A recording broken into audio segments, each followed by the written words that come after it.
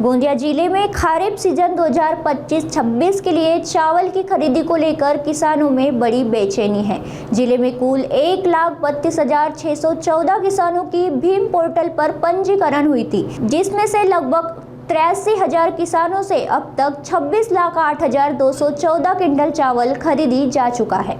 इसके बावजूद लगभग 50,000 किसान अपने चावल की बिक्री के लिए प्रतीक्षारत है और उन्हें अपने फसल का सही मूल्य मिलने का इंतजार है। स्थिति को देखते हुए मार्केट फेडरेशन ने राज्य शासन से 10 लाख क्विंटल अतिरिक्त धान खरीदी का लक्ष्य बढ़ाने की मांग की है।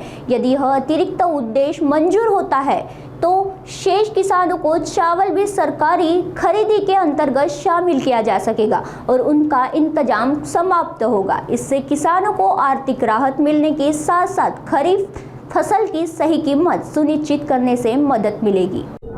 खरीप पणन हंगाम 25-26 मध्ये 1,32,614 शेतकऱ्यांची भीम पोर्टलवर नोंदणी झालेली असून त्यापैकी या कार्यालयाद्वारे 83,086 इतके शेतकऱ्यांकडून 26,08,214 क्विंटलची धान खरेदी करण्यात आलेली असून अद्यापपर्यंत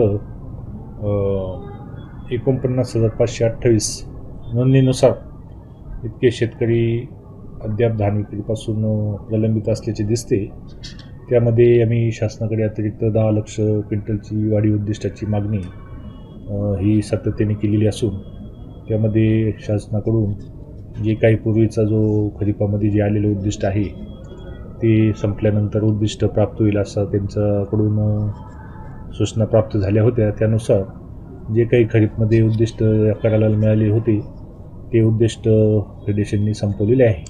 तर आम्ही आता त्याची नवीन 10 लाखाची जी मागणी केलेली आहे त्याची प्रतीक्षा करीत आहोत।